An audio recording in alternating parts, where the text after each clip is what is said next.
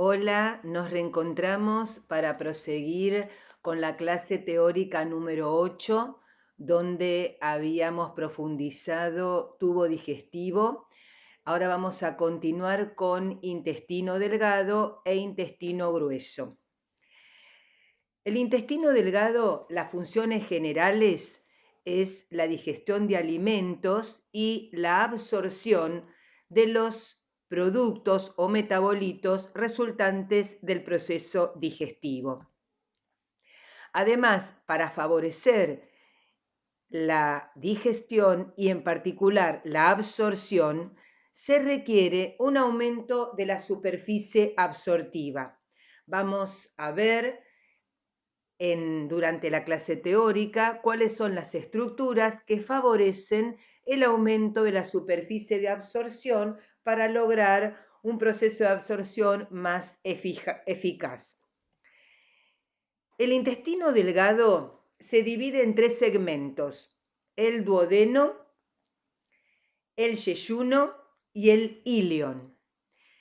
El duodeno es el segmento considerado fijo, es decir, posee en su pared la capa más periférica, es una adventicia de tejido conectivo laxo que fija los órganos a la pared de la cavidad abdominal, mientras que los segmentos yeyuno e ilion, que son los de mayor longitud, son movibles, se ubican también en la cavidad abdominal y poseen en su pared la capa más periférica, es una serosa, es decir, histológicamente está formada por tejido conectivo de tipo laxo más mesotelio.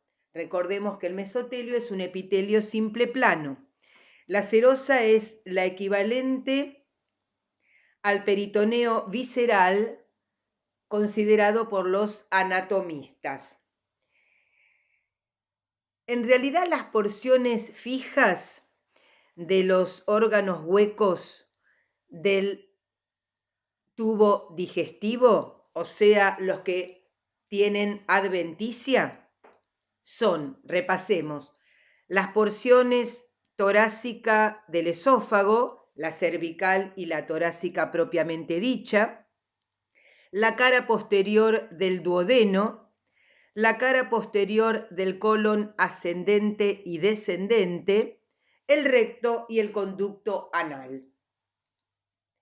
En la siguiente diapositiva tenemos un esquema donde está coloreado los tres segmentos componentes del intestino delgado. El segmento pintado en amarillo corresponde al duodeno, se encuentra adosado casi por completo al peritoneo parietal posterior, adaptando una forma de C abierta. Es el más corto este segmento. En azul tenemos dibujado al yeyuno y en rosado tenemos dibujado al ilion. Les sugiero, como tarea para practicar, que ubiquen en qué cuadrante topográfico se encuentran presentes cada uno de los segmentos que componen al intestino delgado, ¿sí? Con la guía de trabajos prácticos más la bibliografía adecuada, van a poder resolverlo sin ningún inconveniente, ¿sí? Para dar una localización específica de cada segmento dentro de la cavidad abdominal. Como ya explicamos claramente en la primera parte de la clase teórica número 8. Con respecto a la vascularización, el duodeno está vascularizado por ramas de la arteria mesentérica superior y ramas del tronco celíaco, mientras que el yeyuno ilion tiene una vascularización común que depende de las ramas de la arteria mesentérica superior. El drenaje se realiza a expensas del sistema de la vena porta. La inervación, por ahora, nos remitimos a sistema nervioso autónomo, que va a ser explicado en detalle al finalizar la asignatura. Esta es una foto, es un preparado histológico en vista panorámica de intestino delgado, específicamente del duodeno. Ya vamos a ver por qué podemos definir que pertenece a duodeno. Tenemos un corte transversal del intestino delgado, donde yo puedo ver el lumen o luz, que es la luz interna de ese órgano hueco, y puedo discriminar, alejándome de esa luz, la mucosa, la submucosa, la muscular externa y un pedacito muy pequeñito de la serosa.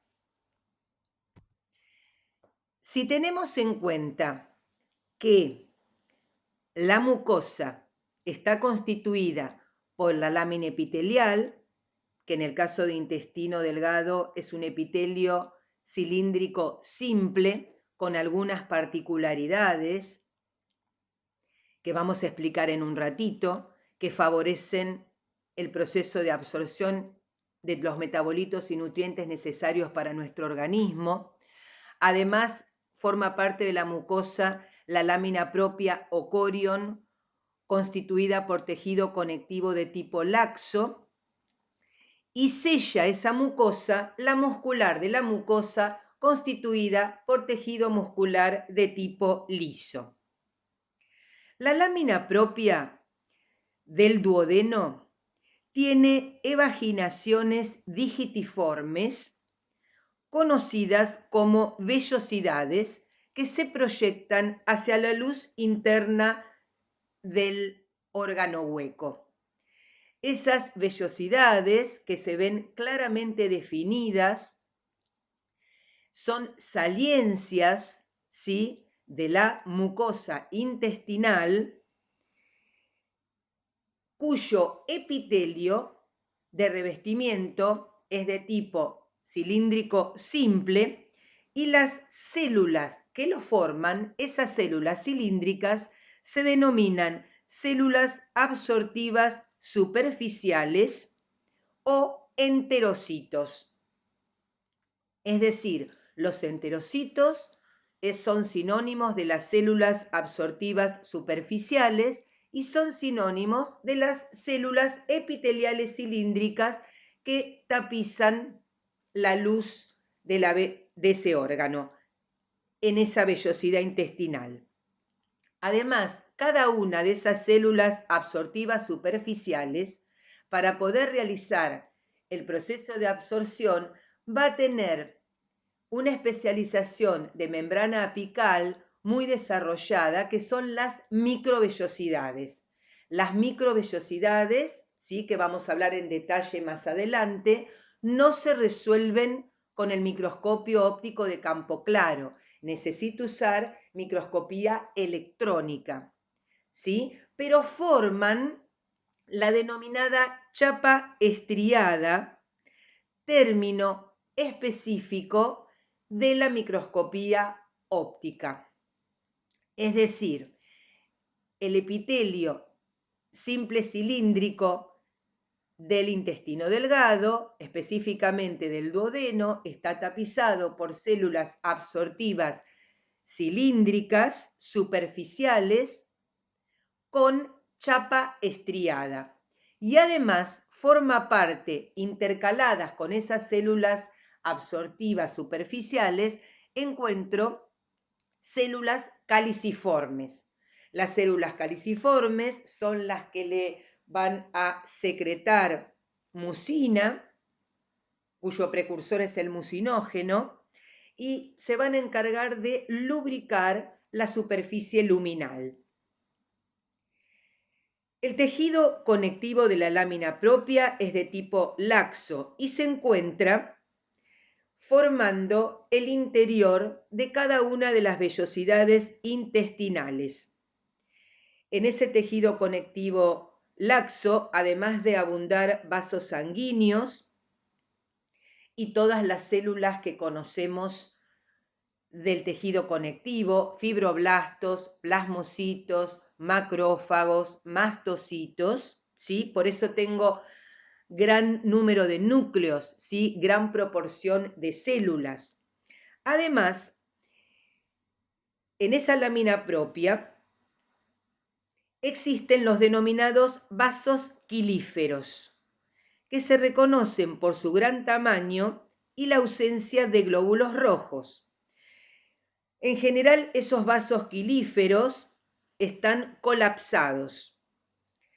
¿Sí? Vamos después a dar en detalle para qué sirven. La muscular de la mucosa de tejido muscular de tipo liso tiene fibras musculares lisas formando la banda que va a sellar a la mucosa, pero también esas fibras musculares lisas se interdigitan entre las células del tejido conectivo de la propia vellosidad intestinal y se supone que favorecen el movimiento contráctil. Por otro lado, en la porción más profunda de la lámina propia existen glándulas tubulares simples, denominadas glándulas o criptas de Lieberkühn. Esas glándulas o criptas de Lieberkühn vierten sus secreciones hacia el espacio entre las vellosidades intestinales. Hay una gran cantidad de criptas de Lieberkühn pegaditas a la muscular de la mucosa. Forman parte de la mucosa. Las podemos encontrar en corte transversal, vemos la luz interna, o en cortes longitudinal, ¿sí? Las vamos a ver también más adelante, pero aquí en la vista panorámica las puedo discriminar, las puedo resolver. La función principal de esas criptas de Lieberkühn, además de vehiculizar su secreción, es la de renovar el epitelio de revestimiento de la mucosa del intestino. Por debajo de la capa mucosa se halla la submucosa. La submucosa, como sabemos en general, de los órganos huecos del tubo digestivo, como siempre está formado por un tejido conectivo moderadamente denso. En el duodeno, en el caso particular del duodeno, que es una característica histológica propia y diferencial de este segmento, está ocupada esa submucosa por las denominadas glándulas de Brunner. Son glándulas tubulares compuestas que vierten su secreción mucosa hacia las glándulas de Lieberkühn a través de conductos. Esos conductos perforan la muscular de la mucosa para poder verter su secreción a destino. Si miramos con detenimiento la barra que marca el ancho de la submucosa, vamos a ver una gran cantidad de luces en cortes transversales que corresponden a las denominadas glándulas de Brunner. Repetimos, exclusiva característica histológica del segmento duodeno del intestino delgado. La siguiente capa acidófila, notoria, que continúa hacia la periferia, es la capa muscular externa.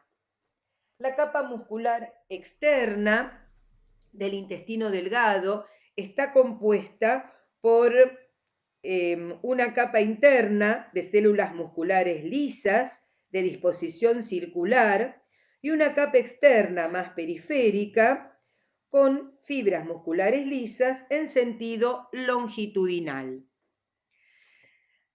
Las contracciones locales desplazan el contenido intestinal y se denominan contracciones de segmentación. Estas contracciones son provocadas por la capa de músculo circular y sirven para movilizar localmente el quilo, mezclarlo con los jugos digestivos y además se producen contracciones peristálticas. Las contracciones peristálticas comprenden la acción coordinada de ambas capas musculares, la circular y la longitudinal, es decir, la muscular externa en su conjunto. y desplazan el contenido del intestino hacia la porción distal.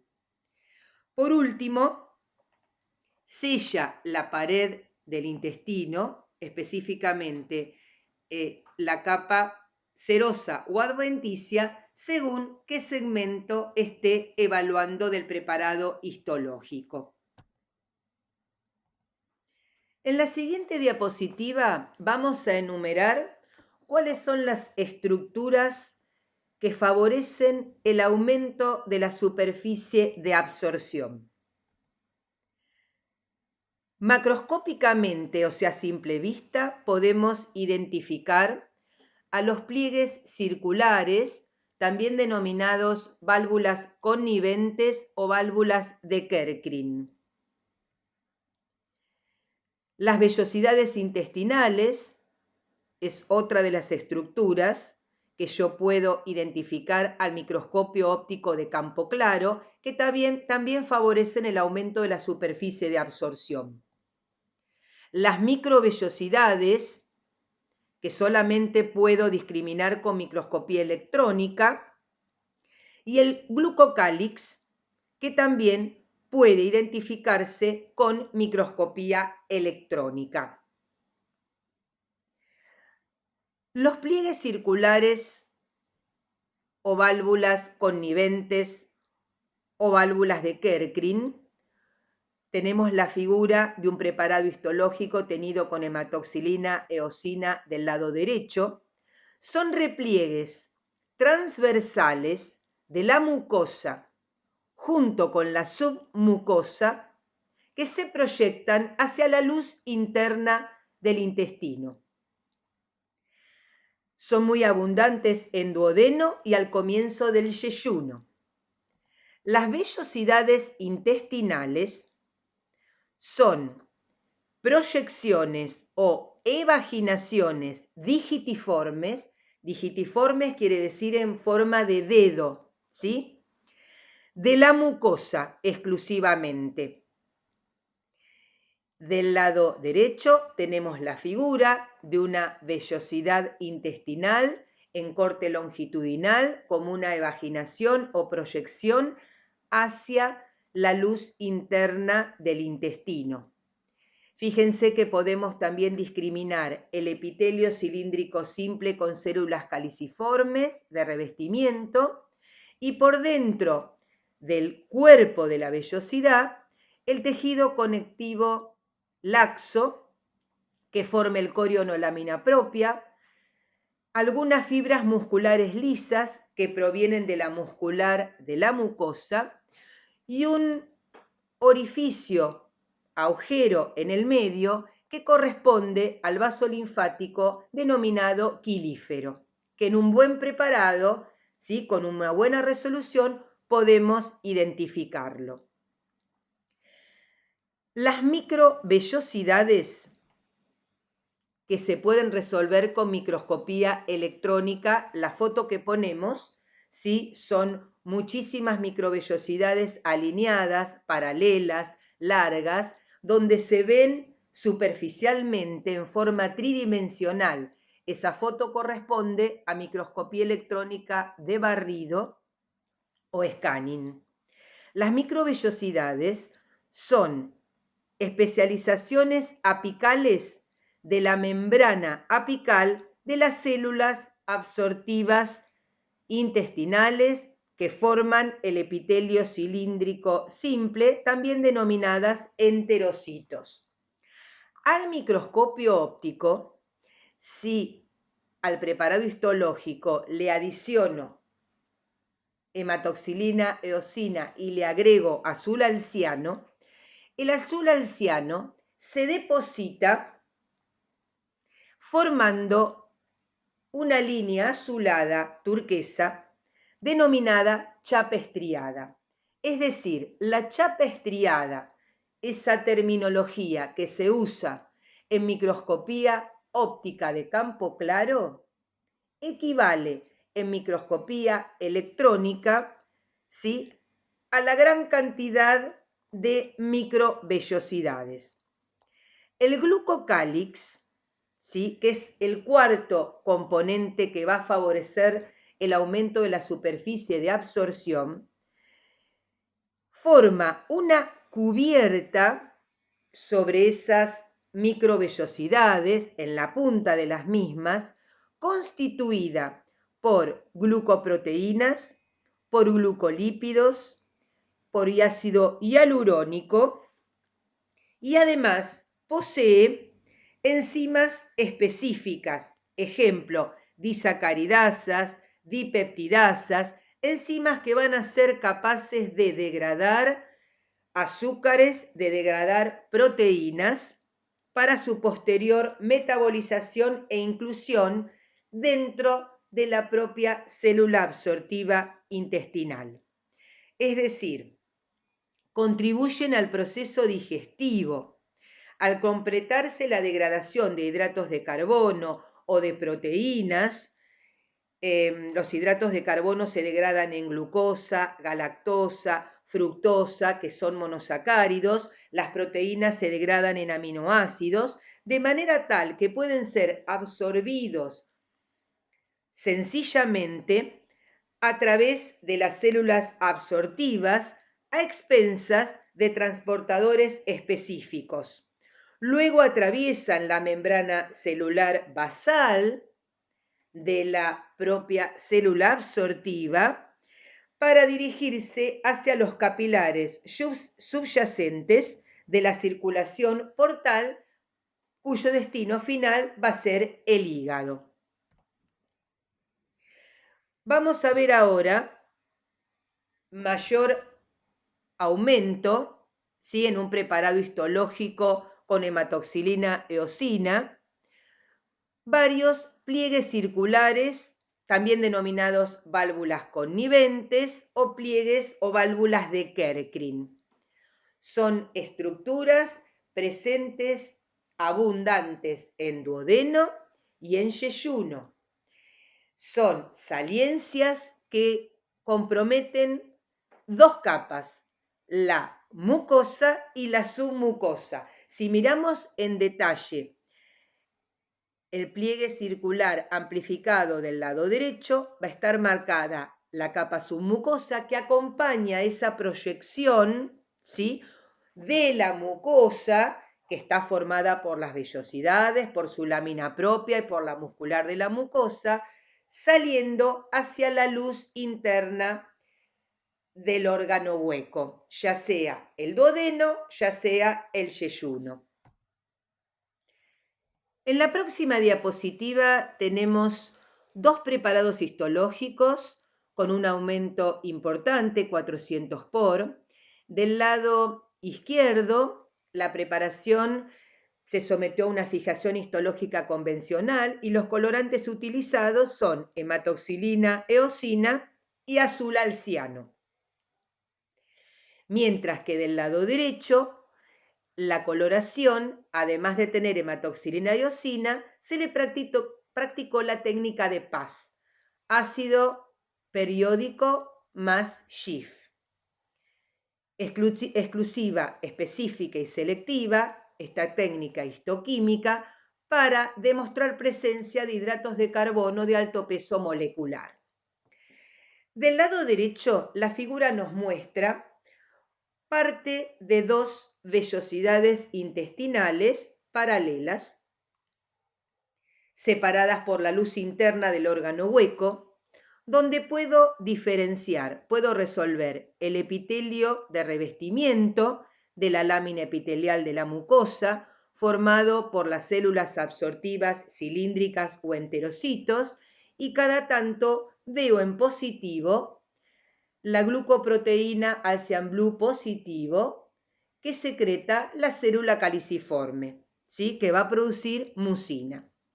En el interior de cada una de las vellosidades encuentro la lámina propio corion formada por tejido conectivo laxo, gran cantidad de núcleos que corresponden a fibroblastos, fibrocitos, macrófagos, mastocitos, y además fibras musculares lisas que provienen de la muscular de la mucosa. ¿sí? Que acá no se ve la muscular de la mucosa completa. Del lado derecho, además de ver las mismas estructuras ya enumeradas, la diferencia estriba en que con PAS, la secreción glucoproteica del hidrato de carbono, del mucinógeno precursor a la mucina, de las células caliciformes, aquí se ve de color fucsia. Y si agudizo aún más la visión, puedo ver una línea fucsia que limita o circunda toda la periferia de la vellosidad. Esa línea circundante corresponde a la chapa estriada, característica y exclusiva del intestino delgado y terminología del microscopía óptica de campo claro.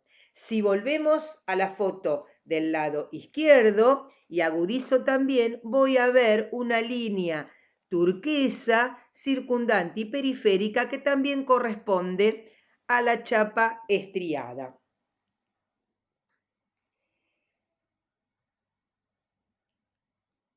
En las vellosidades intestinales, adentro de cada una de ellas, existen los quilíferos, que son conductos linfáticos de terminación ciega que se van a encargar de recibir a los lípidos de cadena larga en forma de kilomicrones.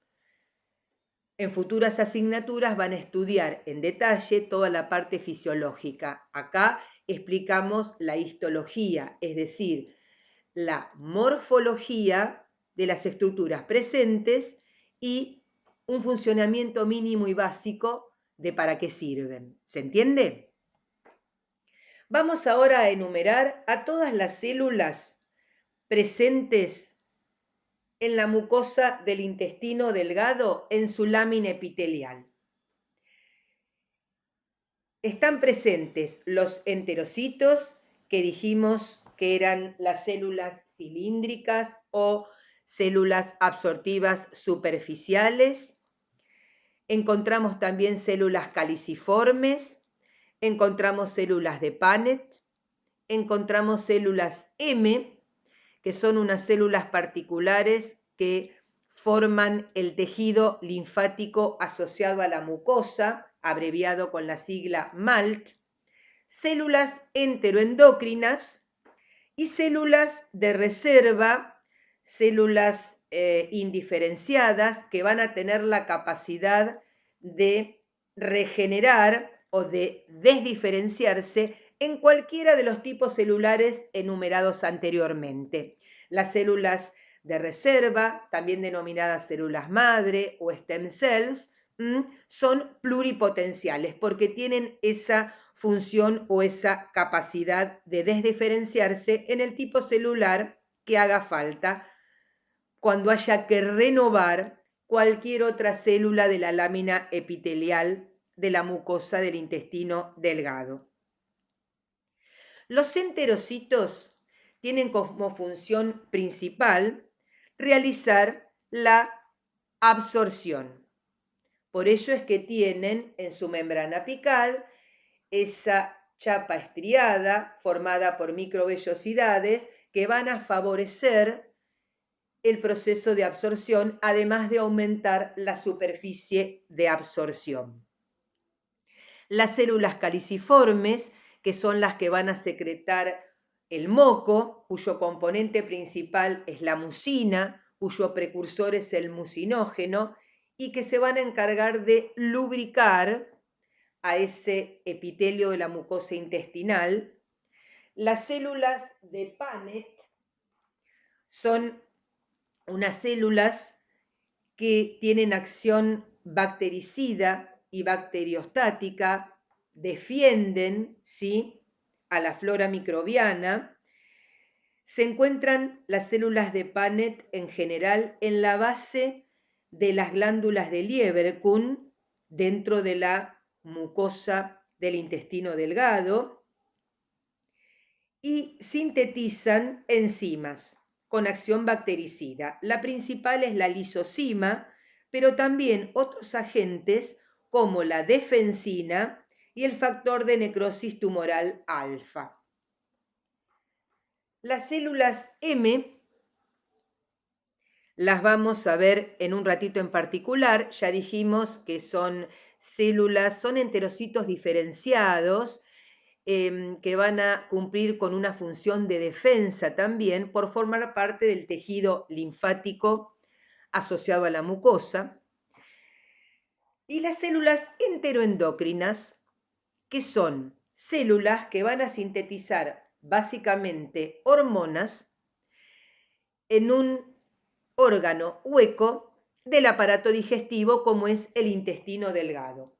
Ya vimos algunas células endocrinas en estómago, algunas son comunes también acá al intestino, como son las células D, que sintetizan somatostatina y que se ubican a lo largo de la mucosa de todo el tubo digestivo.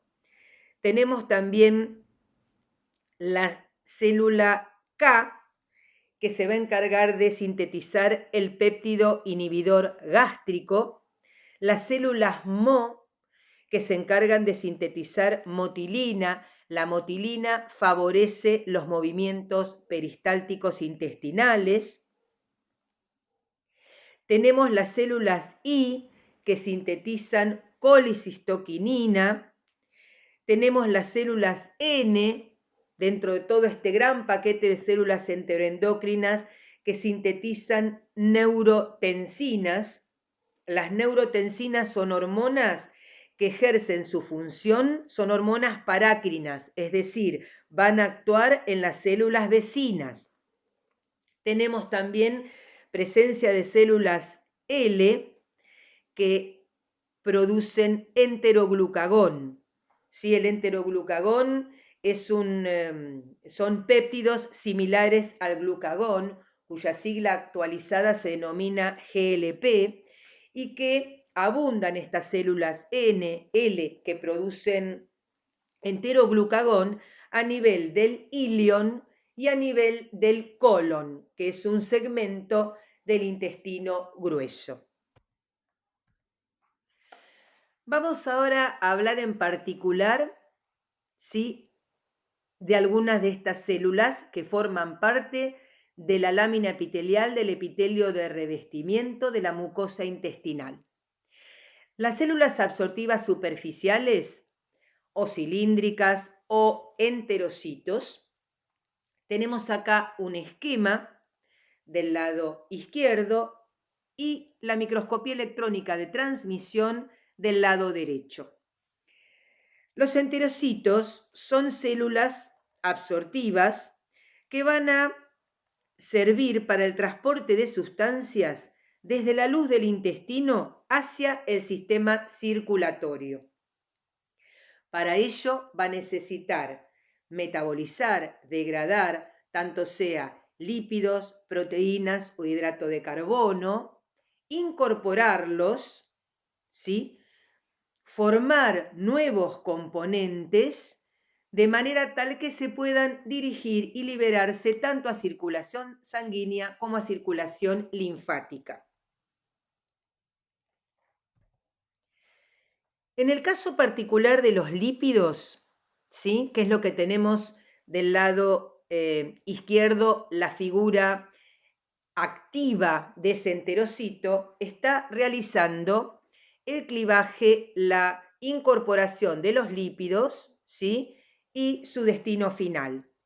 La distribución lipídica se puede identificar claramente con el microscopio electrónico de transmisión.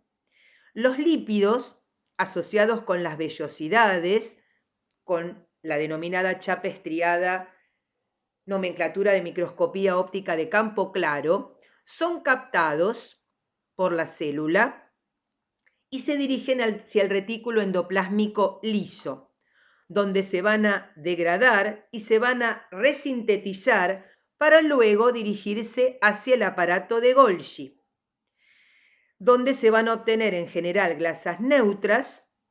Se les va a aportar membrana limitante de manera tal que obtengo esas vesículas denominadas kilomicrones, que se ven pintadas de amarillito adentro de la célula absortiva intestinal, para ser expulsadas hacia el espacio intercelular vasolateral, atraviesan la membrana basal para dirigirse hacia los vasos linfáticos y sanguíneos.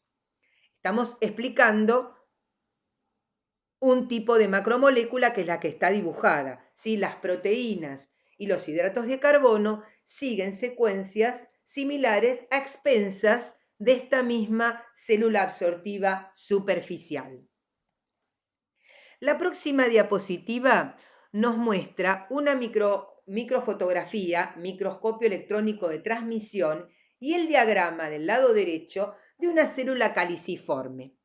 La célula caliciforme, que va a tener aspecto de copa, forma de cáliz, tiene el núcleo basal y tiene gran cantidad de gránulos de mucinógeno, que es el precursor de la mucina que va a formar el moco superficial. En la porción apical, gran cantidad, que son los gránulos pintados de amarillo, que le dan el aspecto o le dan la forma de cáliz ensanchado en la porción apical.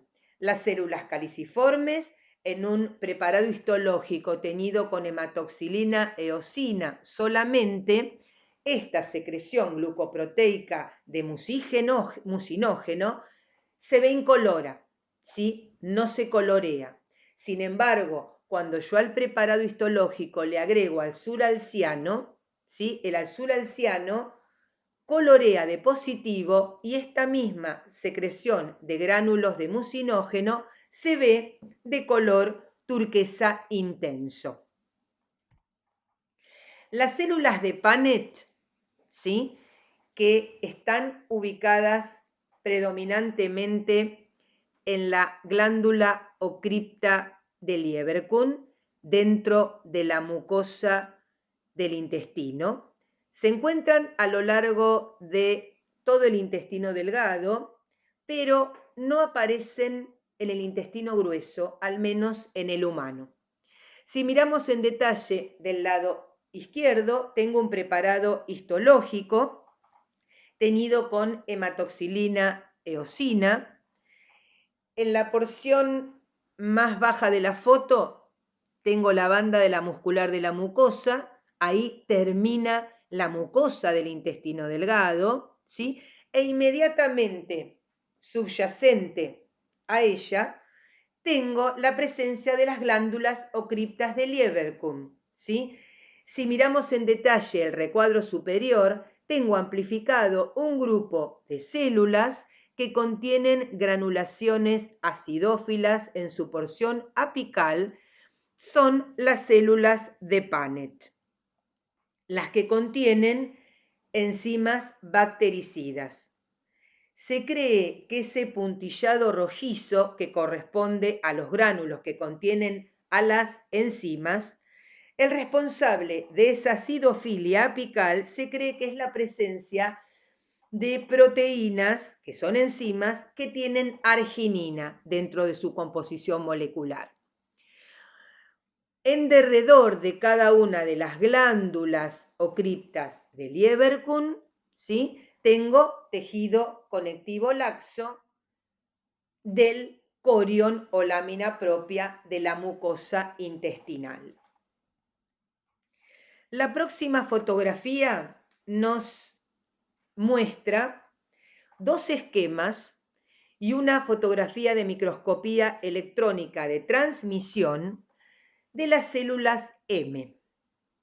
Las células M son células epiteliales que siempre van a estar, algunos consideran que son enterocitos modificados, siempre van a estar próximas a acúmulos de linfocitos, que forman los llamados nódulos linfáticos.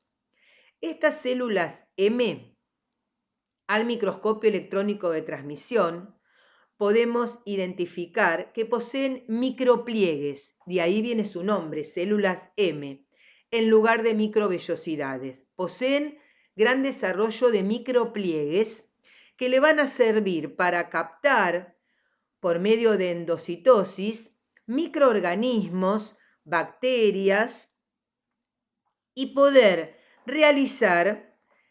ser una célula transportadora de anticuerpos. Se encargan de fagocitar, pero no del procesamiento de esos anticuerpos, sino que los transportan mediante vesículas cubiertas. Esas bacterias se transportan mediante vesículas cubiertas, ¿sí?, por clatrina hacia la cara basal, ¿sí? Son transportadoras entonces, ¿sí?, de esas estructuras inadecuadas, ¿sí?, perjudiciales para el organismo, de manera tal que las encierran en vesículas, las transportan hacia su cara basal, donde son liberados para ser captados por células presentadoras de antígeno, como muestra el dibujito del lado derecho, ¿sí? O sea, las pueden captar células presentadoras de antígeno y también células dendríticas para proseguir hacia su liberación al conducto torácico. Acá tenemos una foto a mayor aumento donde tengo un preparado teñido con hematoxilina, eosina, Alcian Blue de la mucosa intestinal. Vemos la muscular de la mucosa que sella como una banda bien acidófila compuesta por tejido muscular de tipo liso, y por encima tengo la presencia de las glándulas o criptas de Lieberkühn. Algunas están en corte transversal, como las que marcamos con el círculo fluo, y otras están en corte longitudinal. Es la misma estructura que se dispone adentro de la mucosa y que puede presentarse histológicamente. Puedo resolverla en un corte transverso o en un corte más alargado, oblicuo o casi longitudinal. Es una estructura hueca, es una glándula tubular simple que se extiende desde la muscular de la mucosa hasta la luz interna del órgano hueco. Tiene que tener un epitelio de revestimiento entonces que tapice toda esa glándula que tiene una luz. Los tipos celulares presentes formando el epitelio de revestimiento de la glándula o cripta de Lieberkühn son los mismos que las células que forman el epitelio de revestimiento de la vellosidad intestinal, con predominio de células pluripotenciales, precursoras o células madre, porque son las que se van a encargar de renovar el epitelio de revestimiento de la vellosidad. Se renueva aproximadamente cada semana en el ser humano. Entonces necesito gran cantidad de células madre pluripotenciales que se van a diferenciar en la célula que yo necesite y se van a desplazar para renovar el epitelio de revestimiento de la vellosidad de la mucosa intestinal. Tengo también gran cantidad, como se ve en la foto, de células caliciformes. Veo su secreción azul alciano positivo que van a lubricar. Y además, vuelvo a repetir, acá también encuentro células enteroendocrinas, células de Paneth. Muy próximo a las criptas de Lieberkühn, dentro de la propia mucosa del intestino, encuentro tejido linfático asociado a mucosa, que en el caso particular de intestino se denomina GALT, tejido linfático asociado al intestino. Son acúmulos de linfocitos que forman nódulos linfáticos asociados al intestino. Son abundantes en ilion y se denominan, en el caso particular del ilion, ¿sí?, placas de Peyer o conglomerados linfonodulares ileales. Acá tenemos una diapositiva donde tenemos un preparado histológico tenido con hematoxilina eosina. Del lado izquierdo tengo una vista panorámica, no de todas las capas en su totalidad, ¿sí?, pero puedo delimitar la mucosa de la línea fucsia que marca la muscular de la mucosa hacia arriba hasta la luz interna del órgano. Tengo delimitada la mucosa intestinal del duodeno. Esa línea verde fluo marca las vellosidades como proyecciones digitiformes, ¿sí?, de la mucosa, abundantes y que también van a desembocar en la luz interna del órgano. Por debajo de la línea fucsia existe la submucosa. La submucosa, que dijimos, está formada, como toda submucosa de un órgano hueco del sistema digestivo, por tejido conectivo moderadamente denso, contiene gran cantidad de glándulas denominadas glándulas de Brunner. Las glándulas de Brunner las tengo ampliadas del lado derecho de la foto en otro preparado histológico tenido con H y E. Las glándulas de Brunner, vemos del lado derecho una gran cantidad de acinos mucosos y también seroso, ¿sí?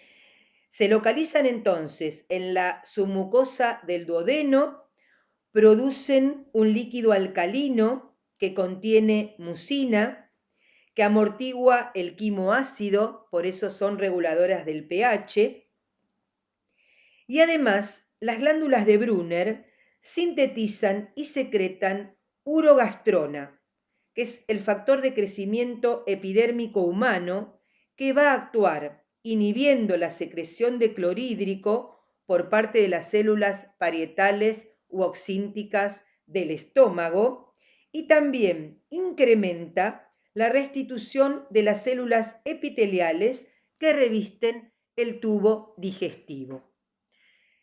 La presencia de glándulas de Brunner en la submucosa, ya sabemos su función y cómo se resuelven al microscopio óptico, es una característica histológica diferencial para discriminar duodeno de yeyuno y de ilion.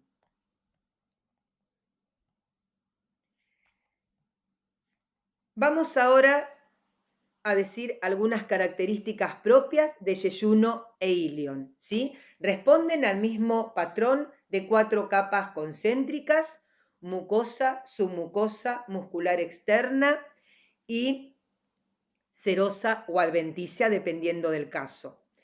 En el caso particular del yeyuno, presenta gran cantidad de pliegues circulares o de Kerkrin o válvulas conniventes.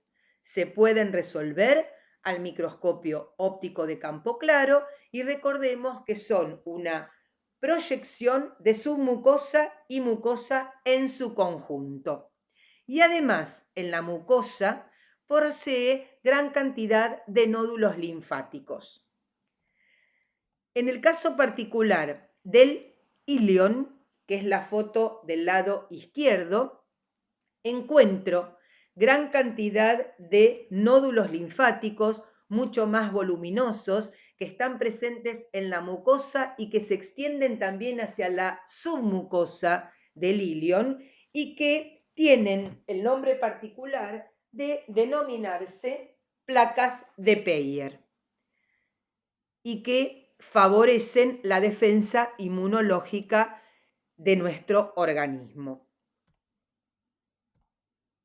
Vamos a hablar ahora de intestino grueso. Las funciones principales del intestino grueso son dos.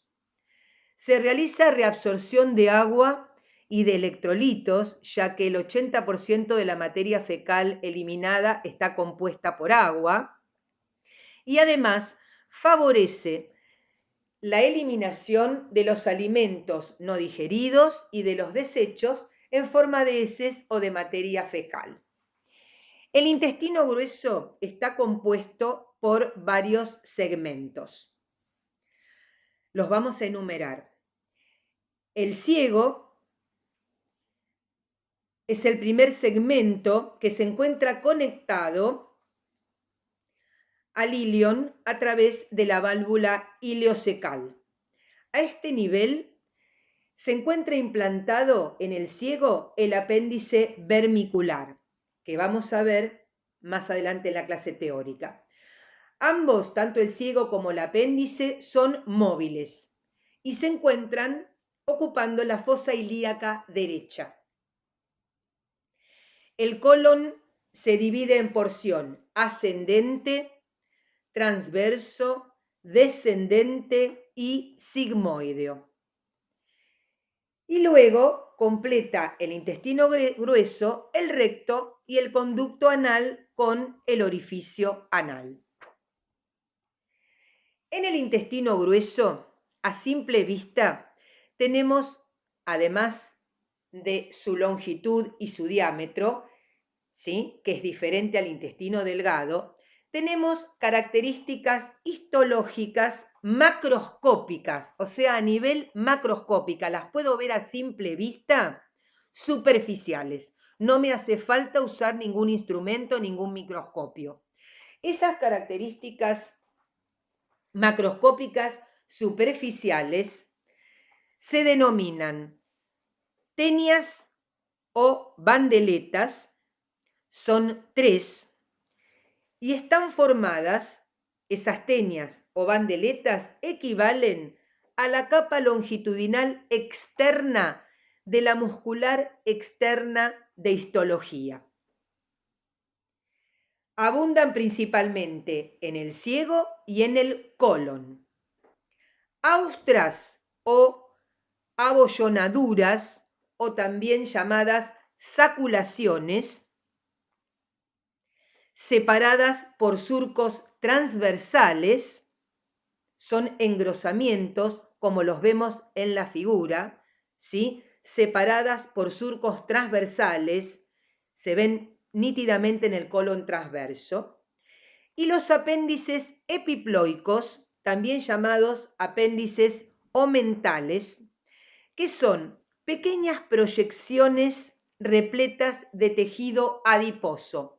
Son esas pequeñas bolsitas que nosotros vemos, teñidas de naranja clarito, que contienen grasa. Las podemos ver a simple vista, ¿sí? Con respecto a la vascularización del intestino grueso, a su irrigación arterial, el intestino grueso, si se fijan, podemos equipararlo como si fuese el marco de un cuadro, ¿sí? Si se fijan, yo puedo discriminar el colon ascendente, el colon transverso, el colon descendente, el sigmoides, y por último desemboca en el recto y el conducto anal. Sigue la forma del marco de un cuadro. Sin embargo, la irrigación arterial del lado derecho, ¿sí?, de ese cuadro, de ese marco, es diferente a la del lado izquierdo. La vascularización arterial dada por ramas de la arteria mesentérica superior, ¿sí?, se va a encargar de vascularizar el lado derecho, es decir, vasculariza el ciego, su apéndice, colon ascendente y mitad derecha del colon transverso. mientras que ramas de la arteria mesentérica inferior, mitad izquierda del colon transverso, colon descendente, sigmoideo y recto. El recto en particular, además, está irrigado por ramas de arterias ilíacas internas. El drenaje se realiza a expensas en vena cava inferior y en el sistema de la vena porta. La inervación, por ahora, sencilla, depende del sistema nervioso autónomo. Este es un preparado histológico de intestino grueso teñido con hematoxilina eosina. En el intestino grueso no encuentro vellosidades, ¿sí? La mucosa está formada por un epitelio simple cilíndrico con células caliciformes. Esas células cilíndricas se van a encargar de reabsorber agua y electrolitos exclusivamente. No forman chapa estriada. Tengo microvellosidades cortas, ¿sí? Solamente, de manera tal que no puedo resolver chapa estriada al microscopio óptico de campo claro, que son las que me servían para reabsorber los metabolitos de las macromoléculas nutritivas, ¿sí? Proteínas, lípidos e hidratos de carbono. Acá no los necesito. Sin embargo, tengo sí abundante cantidad de glándulas o criptas de Lieberkühn, ¿sí? Y tengo una muscular de la mucosa que va a sellar a la capa mucosa del intestino grueso. Si miramos en detalle, en la superficie luminal, en la luz interna del intestino grueso, tengo un patrón que se repite marcado con flechitas que determina orificios de las glándulas que están distribuidas de una forma muy con un patrón. Son las glándulas o criptas de Lieberkühn, ¿sí? Además, en la lámina propia, como puedo ver en el centro, tengo un acúmulo linfocitario, ¿sí? Que corresponde a nódulo linfático. En la foto que sigue, teñida con hematoxilina eosina, tengo del lado izquierdo discriminadas la capa mucosa, la submucosa y la muscular externa. Del lado derecho tengo amplificada la capa mucosa. Es notario remarcar la cantidad de células caliciformes mucho más abundantes en el colon que en el intestino delgado, ya que necesito que lubriquen mucho más, que produzcan mayor proporción de mucina, ¿sí? Para poder el intestino grueso realizar la función con mucha mayor facilidad, necesita tener una mayor lubricación. Por eso es que me aparecen mayor número de células caliciformes presentes en el intestino grueso con respecto al delgado. En la lámina propia, como vemos del lado derecho, tengo gran cantidad de células típicas del conectivo laxo, fibroblastos, plasmocitos. Abundan también gran cantidad de fibras de colágeno que junto con los proteoglucanos forman la denominada meseta colágena, en la cual se necesita para el transporte de agua y electrolitos desde los compartimientos intercelulares epiteliales hacia el compartimiento vascular. Al pie de la foto del lado derecho veo las fibras musculares lisas que forman el tejido muscular liso, componente de la muscular de la mucosa. La siguiente foto se le adicionó hematoxilina eosina, azul al ciano. Esta foto también corresponde a nuestra histoteca, ¿sí? Donde toda la secreción de la cédula caliciforme va a tener afinidad por el azul al ciano, por lo tanto se ve turquesa.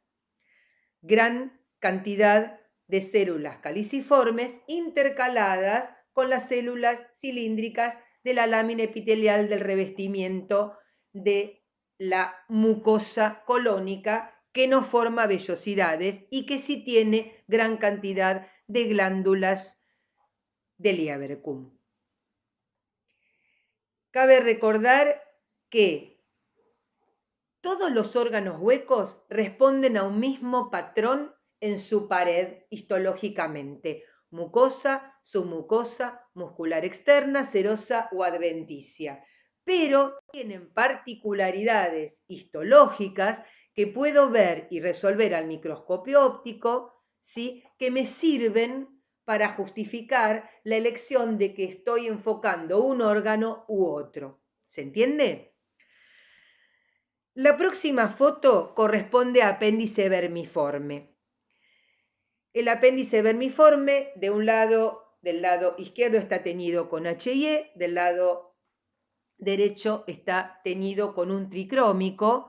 Lo importante es que puedo diferenciar en esta vista panorámica la mucosa, la submucosa, la muscular externa y la serosa o adventicia, y la gran cantidad de nódulos linfáticos presentes se ven en las dos preparaciones, que se extienden en mucosa y hacia la submucosa.